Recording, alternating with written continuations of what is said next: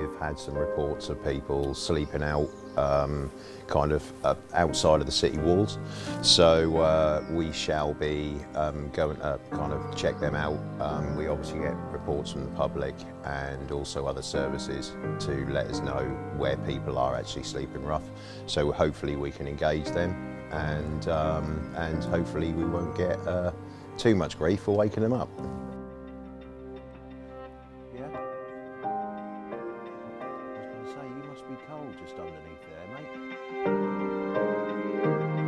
St Martin's is more than a home for the homeless. We are a progressive charity. We don't just want to give a roof over the head to the person that needs that. We need to give them hope, trust, safety, look to the future, enable them to have a future. Living on the streets is not easy. It's, trying to find somewhere where you're not going to be disturbed is a hard bit. You get in all sorts of situations that you don't want to be in, if you know what I mean, but you're doing it just to get a shelter.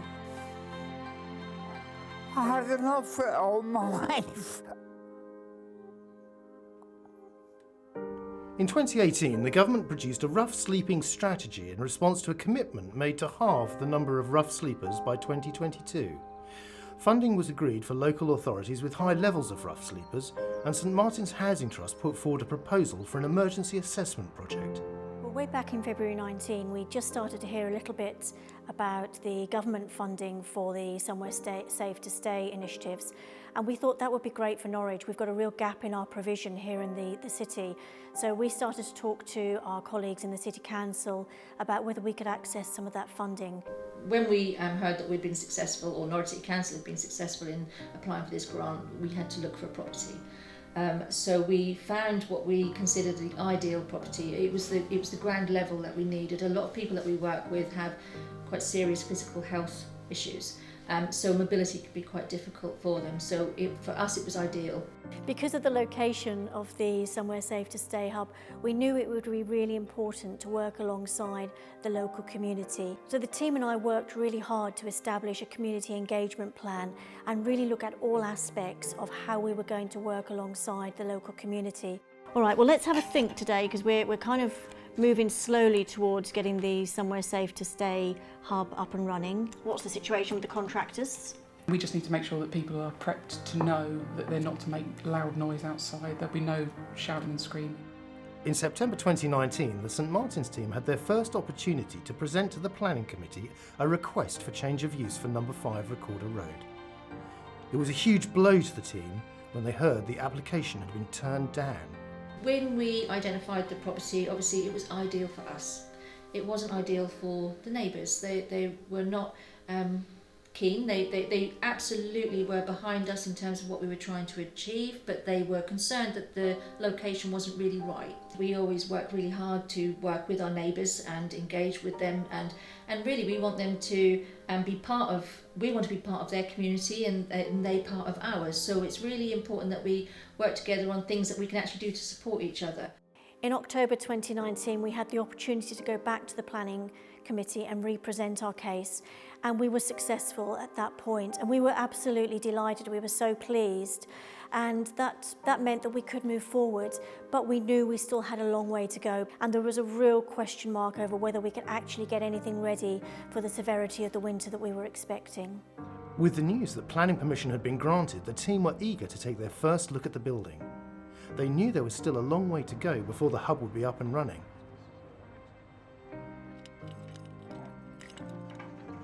Yeah, certainly this Somewhere Safe to Stay hub for this space is fantastic. You know, we're going to have 16 beds here, right in the centre of Norwich, where all the services are available. You know, so in terms of signposting, it's great. You know, you've got the drug and alcohol service up the road. You know, it's just fantastic location. We're still waiting, obviously, the lease to be kind of signed off. We're hoping it will either be Friday or early next week. As soon as we kind of get this lease signed, we're going to get workmen straight in here, because we've got a year's funding, so we need to get these first first people in to, to start their journey, and yeah. In November 2019, I was sitting at my desk and I received a call which told me that there would be a judicial review in relation to the planning decision made. And at that point, I knew that we wouldn't have the service up and running for the winter. Our team were absolutely devastated because our whole service here at St Martin's is about getting people off the streets, providing more than a home for the homeless and really working with them to find their accommodation solutions. And we couldn't do that for the number of people that were going to be on the streets in the winter of 2019 and early 2020. The grant allocated to Norwich by the government had to be spent by the 31st of March 2020. Dr. Jan Sheldon and her team decided to establish a scaled-down facility at one of their current hostels to provide this much-needed service. We thought we'd give the staff team an opportunity to work closely with existing staff members. We have some very long-standing staff members within our services because people tend to not leave. So we have some very experienced staff. So we brought them in to Bishopbridge House, which is another one of our projects, and we set up a temporary somewhere safe to stay hub so that the staff could start to develop their skills in a very supportive environment, because we don't just support the people who use our service, we also support staff to make sure that they feel comfortable and confident in what they're doing. So I'm going to show you the current Somewhere Safe to Stay hub based at Bishopbridge House. So at the moment we have 6 beds, which obviously is not ideal. Right, so through here is our 6 beds, which is obviously male only, because we can't have females sharing. It's not an ideal place where we are at the moment, and this is why Recorder Road is very important to get open. This previously was a lounge for the current hostel we're based in, for the clients that lived here. They are now sharing another lounge whilst we're based here, so another benefit of us going to Recorder Road is that obviously the clients here will get their lounge back and we will get our hostel. The direct access sort of nature of it is very important. There's a lot of people around the city with nowhere to stay, and the queue is bottlenecking, so we're relieving that pressure. We're giving them sort of an opportunity to get back on their feet. We're first point of contact, so we play quite an important role, not only with engaging with services for these people, but giving them motivation, sort of faith to crack on with us. Yeah, and it saves lives. Yeah, it saves lives. Yeah, St Martin's has been going for a long time now, and it's around the streets you hear lots of success stories, and I feel very proud to be part of the team. Yeah. I'll actually go. Coffee voucher as well. Have you got any of them coins? We don't have any. I can ask. Being on the streets at this time of the year is not nice. It's cold. It's wet. Well, it's good that you can come here and it's somewhere that's not cold, it's warm. It's not ideal, but it's good. It's better than being freezing cold. The aim is to get back into work and also have my own settled accommodation with the council. So I'm a wee bit optimistic that it might work out here. Yeah, St Martin's are really good. They're going to help me out, get back into the normal way of life. Yeah, you know, we all fall and trip down sometimes, and they're there just to help us get back onto the normal way of life. We have been granted change of use for this building, and that was granted to us in October. But as you can see, it's January, we're still not in. What's happened is that the local community aren't very happy about the proposed service here in Recorder Road, and they have asked for a judicial review of the City Council's planning decision. So it's meant that we can't get in there, and we can't do the work that we need to do, but more importantly, it means that people on the streets aren't getting the services that we can provide. The thing with being sleeping on the street is that you are completely exposed and you have no privacy, no dignity, and that really does have an impact on a person's self-respect, self-esteem and their confidence, everything. So you cannot underestimate that sense of having a space of your own.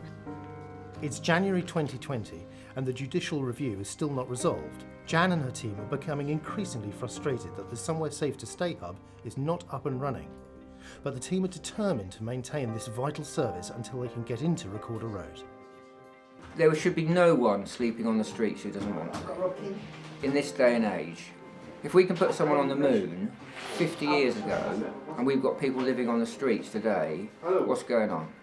In February 2020, I received a letter saying that the judicial review had been refused. If I'm honest, I was a little bit kind of frustrated really, because the thoughts going through me at that point were, how many people could we have got off the streets if we weren't subject to waiting for the outcome of a judicial review? So for me there was an element of frustration, because we had people who had been on the streets in winter. It's cold, it's dangerous, people die on the streets. Luckily in Norwich, nobody died on the streets this winter, but it could have happened. So for me it was an element of frustration, I guess, because really we could have had people off the streets all through winter and we didn't.